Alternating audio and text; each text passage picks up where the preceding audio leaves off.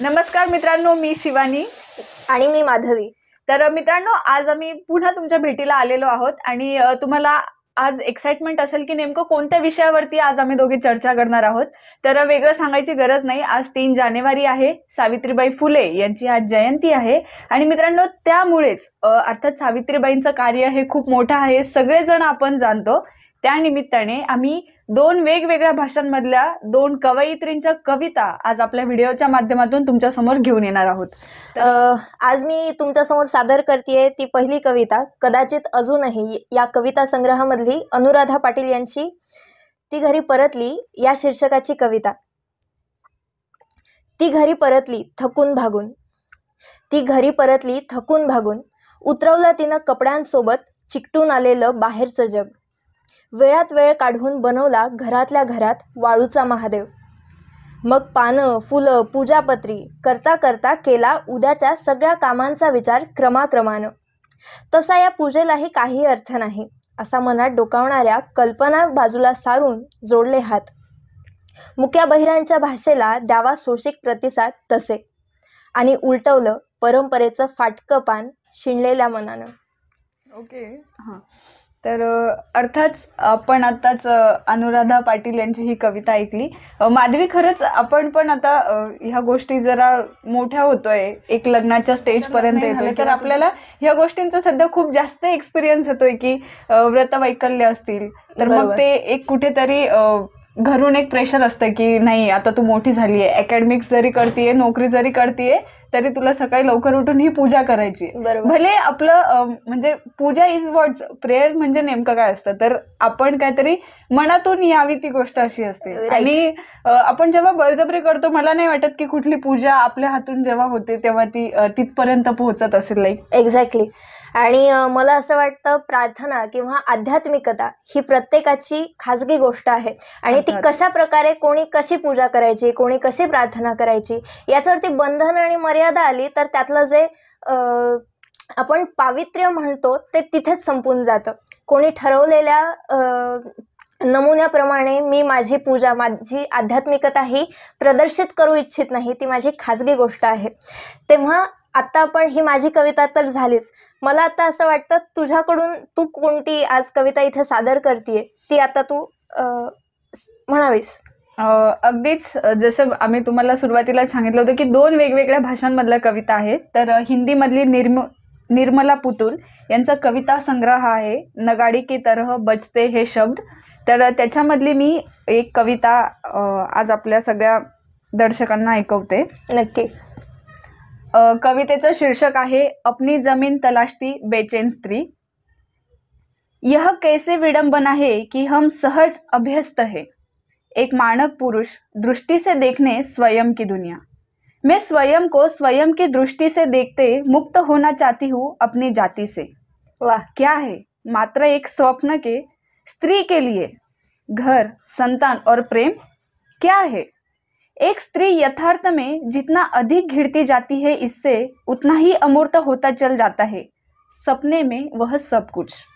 अपनी कल्पना में हर रोज एक ही समय में स्वयं को हर बेचैन स्त्री तलाशती है, घर, प्रेम और जाति से अलग अपनी एक ऐसी जमीन सिर्फ जो उसकी अपनी हो।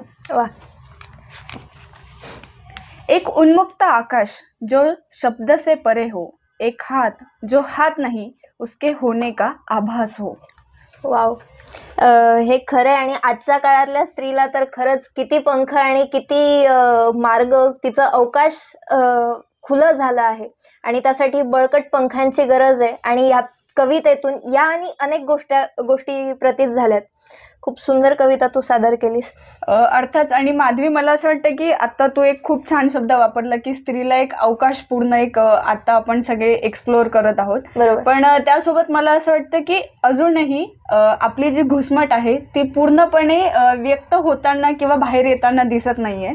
कारण या कवितेमध्येच खूप छान म्हटलंय की ती अजून तिची स्वतःची जमीन शोधतीये, म्हणजे घर, संसार, माहेर, ऑफिस या सगळ्या टायटल मध्ये तिचं अस्तित्व ती अजून ह्या पलीकडे जाऊन देखील शोधायचा प्रयत्न करते। बरोबर आहे, निश्चितच। अगदी तुझे तर शिवानी, हा कविता संग्रह आहे अनुराधा पाटील यांचा। याचं शीर्षक आहे वाळूच्या पात्रात मांडलेला खेळ आणि वा. कवितेचं नाव आहे तुला टाळता येवोत. तुला टाळता येवोत स्वतः सकट दुसऱ्यांच्याही सावल्या, वा. नसो अपेक्षा आभाळभर पसरलेल्या ढगातून बरसणाऱ्या 4 थेंबांची, नसो कानावर कुठलाच आवाज, कापले जावोत तुझ्यासाठी स्नेहाचे संवादाचे दोर सर्वत्र, मस्त. फाटो पायांखालची भुई होत्याचं नव्हतं करत, नसो असोशी विस्कटलेलं जग पुन्हा रचत जाण्याची, उलटो तशी वर्षामागून वर्षे मोलाच्या जगण्याला बिनमोल करत, चालता येवो न संपणाऱ्या काळोखाच्या भुयारातून, पण असो चेहरा कवितेला, असो कवितेला विनाशानंतर उगवणाऱ्या पहिल्या किरणांचा, आणि उजळत जावो वाट तिची मागच्या बरोबर पुढच्याही जन्माची. खूप छान कविता अनुराधाताईंची ही आता माधवी तू आपल्या सगळ्या ऑडियन्सला म्हणजे म्हणून दाखवली. अर्थात ही गोष्ट खरंच खूप इम्पॉर्टंट आहे. स्त्री म्हणून तिचं फक्त एक ती स्त्री आहे किंवा तिला कुठल्याही नात्यांच्या बंधनात न अडकवता एक व्यक्ती म्हणून तिचं स्वातंत्र्य कोणीतरी किंवा स्वातंत्र्य म्हणण्यापेक्षा मी असं म्हणेल व्यक्ती म्हणून पहिले तिला स्वीकारलं तरी पण आपल्या बरेचसे प्रश्न सुटून जातील. निश्चितच बरोबर. मी पुन्हा निर्मला पुतुल यांचा जो कविता संग्रह आहे नगाडे की तरह बजते हे शब्द त्याच्यामधलीच एक कविता तुम्हाला ऐकवते. नक्की.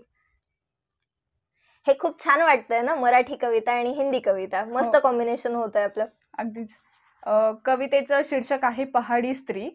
तर वह जो सर पे सूखी लकड़ियों का गट्ठर लादे पहाड़ से उतर रही है पहाड़ी स्त्री, अभी अभी जाएगी बाजार और बेचकर सारी लकड़ियां बुझाएगी घर भर के पेट की आग, चादर में बच्चों को पीठ पर लटकाए धान थोपती पहाड़ी स्त्री, रोप रही है अपना पहाड़ सा दुख, सुख की एक लहलहाती फसल के लिए, पहाड़ तोड़ रही है पहाड़ी बंदिश और वर्जनाएं, चटाइयां बूनते पहाड़ सा काट रही है पहाड़ सा दिन, झाड़ू बना रही है गंदगी से लड़ने के हथियार, खोपा में खोजती फूल खोस रही है किसी का दिल, गाय बकरियों के पीछे भागते उसके पाव रच रहे हैं धरती पर सैकड़ों कुंवारे गीत.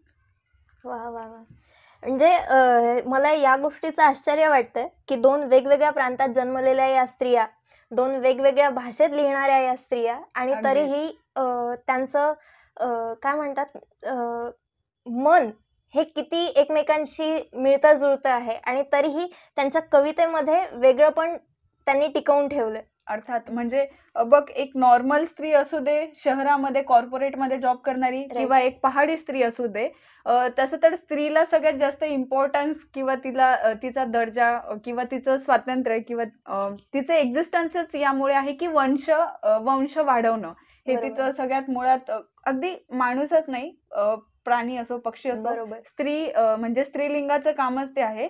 पण माधवी, तू आता जी मी ही कविता वाचली, नोटीस केलं का की तिला किती सगळ्या रिस्पॉन्सिबिलिटीज यासोबत पार पाडाव्या लागतात. इव्हन आपण बघतो प्रेग्नेंट असल्यानंतर पण सगळे जे घरातले वगैरे कामं असतात ते सुद्धा एक स्त्री सहज करते, आणि ही गोष्ट इतकी सहज झालेली आहे किंवा सर्वसामान्य लोकांच्या मनात इतकं सहज वाटतं हे सगळं, ते बिंबवलं गेलंय तसं, त्यात आपल्याला गैर काहीच वाटत नाही आता. आणि अर्थात हे खूप थोडंसं अननॅचरल आहे, पण आपण त्याला म्हणजे काय म्हणतात, पूर्वपारापासून म्हण की काय म्हण की खूप नॅचरल वाटतात आता ह्या सगळ्या गोष्टी.